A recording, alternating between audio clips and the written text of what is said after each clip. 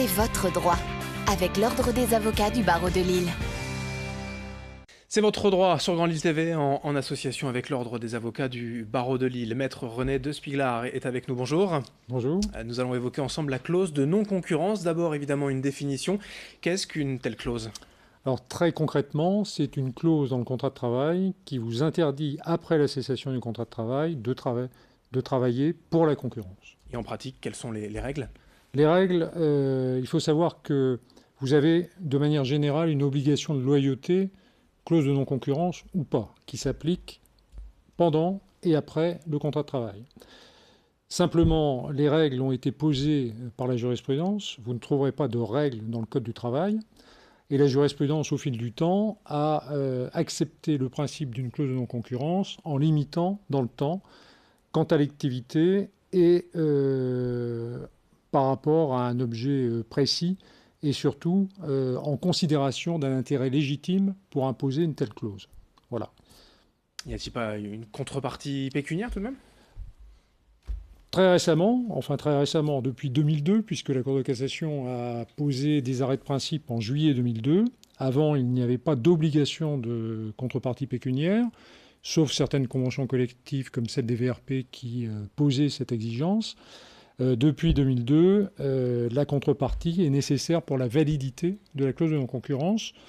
On l'apprécie différemment parce qu'il n'y a pas de critères référentiels objectifs. Mais au minimum, c'est 30%, 50%, jusqu'à un tiers du salaire pendant la durée interdite. Prévu dans le contrat, ça, ou pas ?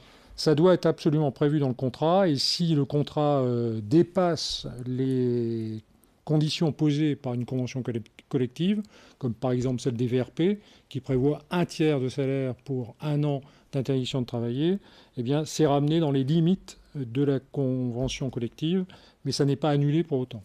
Allez, la preuve par l'exemple, la clause de non-concurrence, l'une valide et l'autre interdite ? Alors, je vais commencer par celle qui est interdite, ou qui n'a pas d'intérêt légitime. C'est par exemple celle du laveur de vitres. Il est complètement stupide d'imposer une clause de non-concurrence à un laveur de vitres, quel que soit l'employeur pour lequel il travaille après, parce qu'on ne protège pas un secret. À l'inverse, j'ai choisi l'exemple de l'audiovisuel, où un rédacteur en chef ou un chargé de publicité qui a accès à des données confidentielles se voit légitimement interdire, avec une contrepartie pécuniaire, de travailler pour la concurrence parce qu'il y a un savoir-faire particulier. Voilà. Merci, Maître René de Spiglar, avocat à Lille, donc pour évoquer la clause de non-concurrence. C'est votre droit en partenariat avec l'Ordre des avocats du barreau de Lille. C'est votre droit, avec l'Ordre des avocats du barreau de Lille.